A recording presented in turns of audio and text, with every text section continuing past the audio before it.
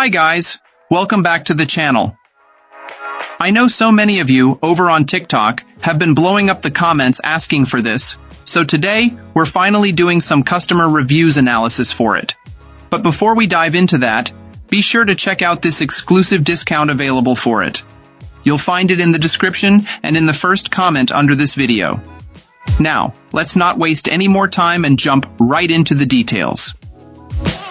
So I recently got this OLED monitor, and let me tell you, the whole experience was interesting.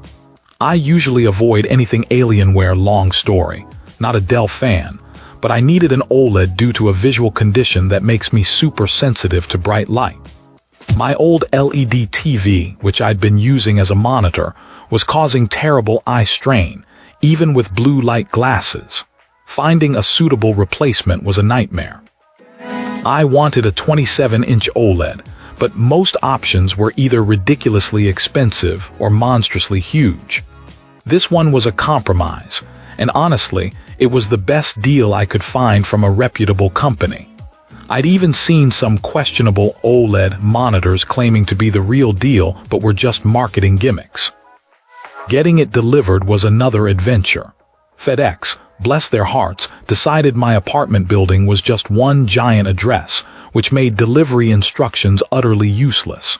Thankfully, the package arrived safely, but it was heavy. Think old-school CRT monitor levels of heft. If you live in an apartment, be prepared to do some serious lugging. Assembly was simple, but let's talk about the stand.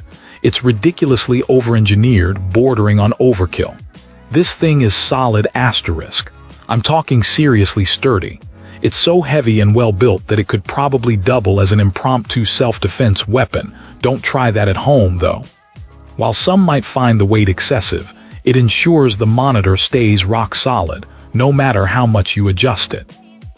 It also includes clever cable management features, a real lifesaver in my cable spaghetti-ridden setup.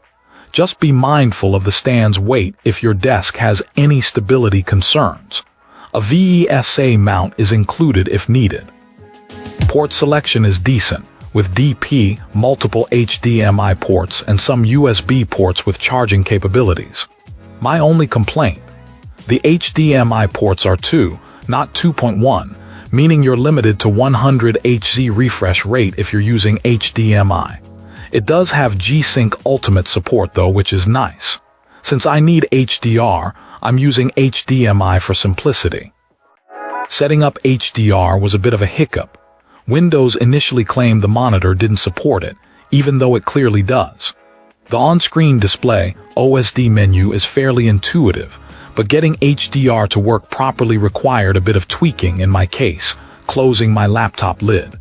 The OSD menu itself is pretty comprehensive with lots of color options. Just note that you can't use creator mode in HDR mode, which was a bit baffling. Some other minor quirks. There's an FPS counter and timer you can enable. I personally ignored those. Eco mode is buggy, so I'd recommend turning it off. Then there's the RGB lighting. It's fully customizable, and while it has Alienware sync, I'm not that into RGB stuff. So, personal preference. The picture quality, absolutely stunning.